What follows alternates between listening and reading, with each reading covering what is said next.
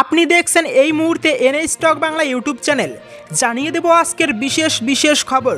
তার আগে ভিডিওটিতে একটি লাইক দিয়ে চ্যানেলে নতুন হয়ে থাকলে অবশ্যই চ্যানেলটিকে সাবস্ক্রাইব করে পাশের বেল বাটনটি অন করে রাখুন সঠিক এবং গুরুত্বপূর্ণ খবরগুলি সবার আগে দেখার জন্য।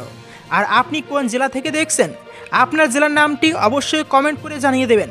শুক্র রাতে দীর্ঘ বৈঠকে মমতা অভিষেক কৌতূহল তৃণমূলে।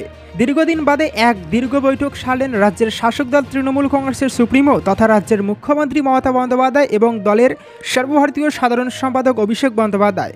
তৃণমূল সূত্রে খবর, শুক্রবার রাতে দুজনের বৈঠকে বসেছিলেন আরজিকর কাণ্ডের জেরে রাজ্যে উদ্ভূত পরিস্থিতি সামাল দিতে।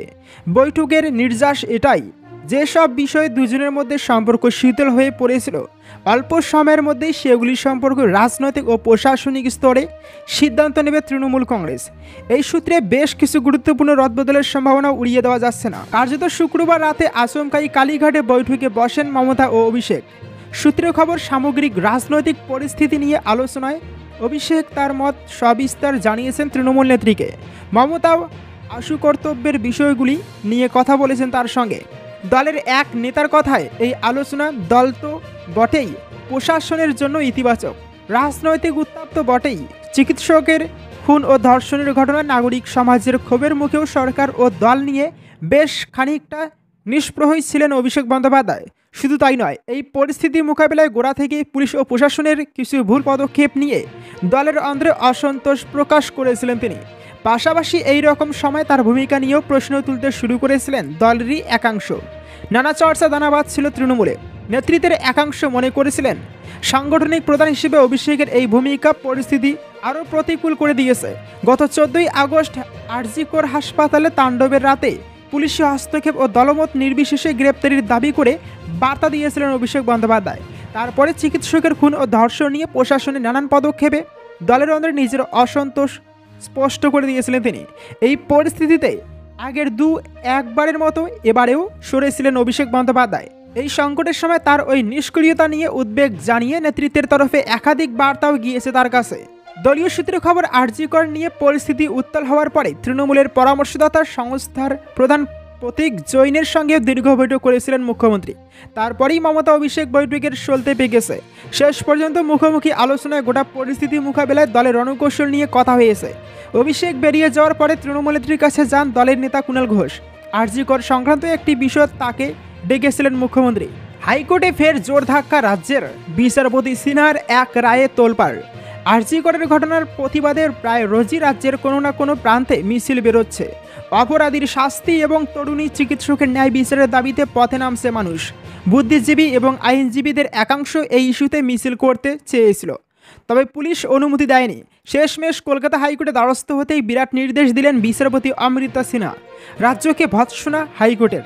আরজিকর কাণ্ডের প্রতিবাদ কালচারাল অ্যান্ড লিটারারি বেঙ্গল নামক একটি সংগঠনের তরফে মিছিলের ডাক দেওয়া হয়েছিল।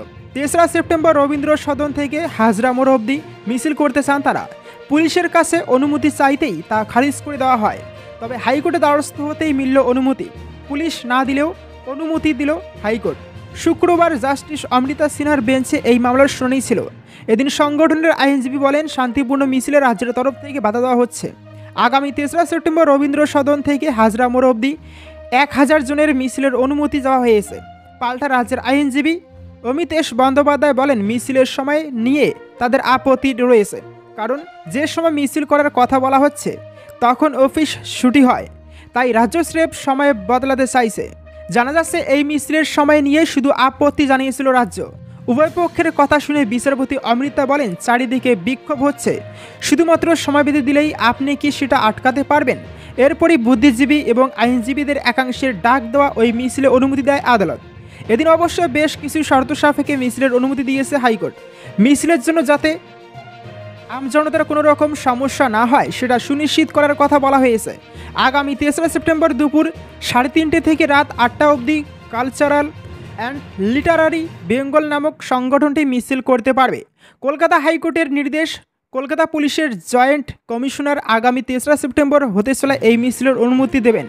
উল্লেখ্য, আরজি করে মহিলা চিকিৎসকের ধর্ষণ খুনের ঘটনায় বর্তমানে ফুটছে গোটা বাংলা। তারকা থেকে শুরু করে সাধারণ মানুষ ন্যায় বিচারের দাবিতে পথে নেমেছেন সকলে। নির্যাতিতার সুবিচারের পাশাপাশি অপরাধীর শাস্তির দাবিতে সরব প্রত্যেকে। পরিবর্তন অবশ্যম্ভাবী সোচ্চার হলেই গারদের ভিতরে ভরে দিচ্ছে সরকার, বিস্ফোরক শুভেন্দু অধিকারী। এদিন শনিবার বেলা 2টার মধ্যে সায়ন লাহিড়িকে মুক্তি দিতে হবে। এদিন শুক্রবারই কলকাতা হাইকোর্টের বিচারপতি অমৃতা সিনহা এমনটাই নির্দেশ দিয়েছেন। নবান্ন অভিযানের ডাক দেওয়া ছাত্র সমাজের অন্যতম আহ্বায়ক সায়ন লাহিড়িকে গ্রেপ্তার করার পরেই সংবাদ মাধ্যমের মুখোমুখি হয়ে শুভেন্দু অধিকারী বলেছিলেন, কলকাতা পুলিশ অন্যায়ভাবে গ্রেপ্তার করেছে সায়নকে, আমরা ওর নিঃশর্ত মুক্তি চাই। পাশাপাশি আইনি লড়াইয়েও সায়ন লাহিড়ি এবং তার পরিবারের পাশে থাকার আশ্বাস দিয়েছিলেন শুভেন্দু। আর এবার সায়নকে এদিন শনিবার বেলা 2টার মধ্যে মুক্তি নির্দেশের পরপরই শুভেন্দু অধিকারী নিজের সোশ্যাল মিডিয়ায় লিখেছেন, পশ্চিমবঙ্গ ছাত্র সমাজ এগিয়ে চলো, তরুণী ও তরুণদের হাতেই পরিত্রাণ পাবে পশ্চিমবঙ্গ। রাজ্যে অন্যায়, অবিচার, অরাজকতার বিরুদ্ধে সোচ্চার হলেই গারদের ভিতরে ভরে দিচ্ছে সরকার। লড়াই চালিয়ে যাও, আওয়াজ ওঠাও, পরিবর্তন অবশ্যম্ভাবী। প্রসঙ্গত 27শে আগস্ট আরজিকর কাণ্ডের প্রতিবাদে নবান্ন অভিযান এর ডাক দিয়েছিল পশ্চিমবঙ্গ ছাত্র সমাজ। অভিযান শেষ হওয়ার পর একটি টেলিভিশন টক শোতে অংশগ্রহণ করে বেরোলেই পুলিশ সায়নকে প্রথমে আটক করে এবং পরে একাধিক জামিন অযোগ্য ধারায় গ্রেপ্তার করা হয় সায়নকে। পশ্চিমবঙ্গ ছাত্র সমাজ সংগঠনের অন্যতম মুখ সায়ন লাহিড়িকে এরপর আদালতে হাজির করিয়ে নিজেদের হেফাজতে নিয়ে জেরা করার আবেদন জানানো হয় আদালতে। একাধিক জামিন অযোগ্য ধারায় মামলার পরিপ্রেক্ষিতে সায়ন লাহিড়িকে আদালত 14 দিনের পুলিশি হেফাজতে নির্দেশ দেয়।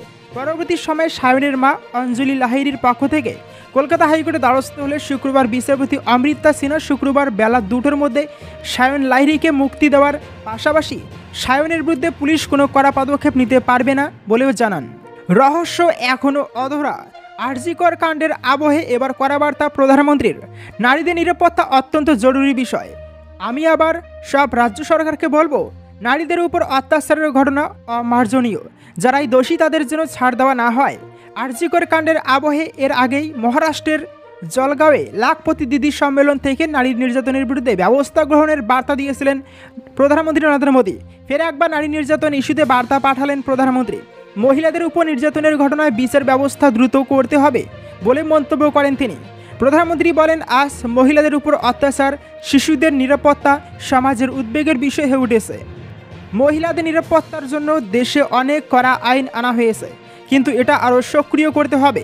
মহিলাদের উপর অত্যাচারের ক্ষেত্রে যত তাড়াতাড়ি সিদ্ধান্ত নেওয়া হবে, অর্ধেক জনসংখ্যার মানুষ তত বেশি নিরাপত্তা নিশ্চয়তা পাবেন।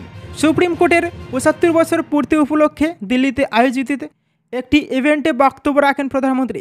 সেখানে তিনি আরও বলেন, দেশে মহিলাদের নিরাপত্তা নিয়ে একাধিক আইন আছে। 2019 সালে ফাস্ট ট্র্যাক কোর্ট আইন পাশ হয়। জেলা নজরদারি কমিটি গুরুত্বপূর্ণ ভূমিকা পালন করে। আমাদের নিশ্চিত করতে হবে যে এই কমিটিগুলি যাতে আরও শক্তিশালী করা যায় এবং মহিলাদের নিরাপত্তা সংক্রান্ত মামলায় দ্রুত রায় ঘোষণা করা যায়। এদিকে ধর্ষণ বিরোধী করা আইন তৈরির আর্জি জানিয়ে ফের প্রধানমন্ত্রীকে চিঠি দিয়েছেন মুখ্যমন্ত্রী। চিঠিতে দোষীদের দৃষ্টান্তমূলক শাস্তির সংস্থান সহ আইন তৈরি ছাড়াও নির্দিষ্ট সময়ের মধ্যে চার্জ গঠন করে ট্রায়াল শুরুর কথাও বলেছেন মমতা বন্দ্যোপাধ্যায়। এর আগে তৃণমূল ছাত্র পরিষদের প্রতিষ্ঠা দিবসের মঞ্চ থেকে বিধানসভায় করা ধর্ষণ বিরোধী আইন আনার কথা ঘোষণা করেছিলেন মমতা বন্দ্যোপাধ্যায়। এর থেকে লজ্জার কিছু নেই। মমতার মন্তব্যে চোটেলাল পশ্চিমবঙ্গে রাষ্ট্রপতি শাসন জারির দাবি চিরাগের। বুধবার তৃণমূল ছাত্র পরিষদের প্রতিষ্ঠা দিবসের অনুষ্ঠান থেকে একটি মন্তব্য করেছিলেন মমতা বন্দ্যোপাধ্যায়। বাংলা জ্বললে বিহার, অসম, ঝাড়খণ্ড, দিল্লি, ওড়িশা জ্বলবে বলেন তিনি। ইতিমধ্যেই এই মন্তব্য ঘিরে তুমুল বিতর্ক হয়েছে। মুখ্যমন্ত্রীর বিরুদ্ধে এফআইআর দায়ের করেছেন সুপ্রিম কোর্টের আইনজীবী বিনীত জিন্দাল। এবার রাজ্যে রাষ্ট্রপতি শাসন জারির দাবি তুললেন কেন্দ্রীয় মন্ত্রী। রাজ্য সামলাতে ব্যর্থ মমতা, দাবি চিরাগ পাসওয়ানের। লোক জনশক্তি পার্টি দলের নেতা মমতার মন্তব্যের তীব্র নিন্দা করেছেন। শুক্রবার সংবাদ মাধ্যমের মুখোমুখি হয়ে নিজের ক্ষোভ উগরে দেন তিনি। চিরাগ বলেন, মুখ্যমন্ত্রী মমতা বন্দ্যোপাধ্যায় বলছেন যদি বাংলা জ্বলে তাহলে গোটা ভারত জ্বলবে। এটা কেমন ধরনের মন্তব্য? পশ্চিমবঙ্গে রাষ্ট্রপতি শাসন জারির দাবি। এখানে না থামে কেন্দ্রীয় মন্ত্রী বলেন, একজন মুখ্যমন্ত্রীর মুখ থেকে এই ধরনের মন্তব্যের থেকে লজ্জার কিছু নেই। উনি নিজের রাজ্য ঠিকভাবে সামলাতে পারছেন না। পশ্চিমবঙ্গে রাষ্ট্রপতি শাসন জারি করা হোক। এদিন মমতার মন্তব্যের নিন্দা করার পাশাপাশি আরজিকর কাণ্ড নিয়েও সরব হন চিরাগ। উল্লেখ্য, গত বুধবার তৃণমূল ছাত্র পরিষদের প্রতিষ্ঠা দিবসের অনুষ্ঠান থেকে মমতা বন্দ্যোপাধ্যায় বলেন, কেউ কেউ ভাবছেন এটা বাংলাদেশ, মনে রাখবেন বাংলা যদি আগুন লাগান অসমও থেমে থাকবে না, বিহারও থেমে থাকবে না, উত্তর পূর্ব থেমে থাকবে না, উত্তরপ্রদেশও থেমে থাকবে না, ঝাড়খণ্ডও থেমে থাকবে না, উড়িষ্যাও থেমে থাকবে না, আর দিল্লি থেমে থাকবে না। এখানেই শেষ নয়। এরপর প্রধানমন্ত্রী নরেন্দ্র মোদীকে উদ্দেশ্য করে তৃণমূল নেত্রী বলেন, আপনার দলকে নিয়ে আগুন লাগাচ্ছেন, আমরা আপনার চেয়ারটা টলমল করে দেব। মুখ্যমন্ত্রীর এই মন্তব্যের পরই জোর বিতর্ক শুরু হয়। বিজেপির রাজ্য সভাপতি তথা বালুরঘাটের সাংসদ সুকান্ত মজুমদার কেন্দ্রীয় স্বরাষ্ট্রমন্ত্রী অমিত শাহের কাছে চিঠি লিখে মমতার বিরুদ্ধে নালিশ করেন।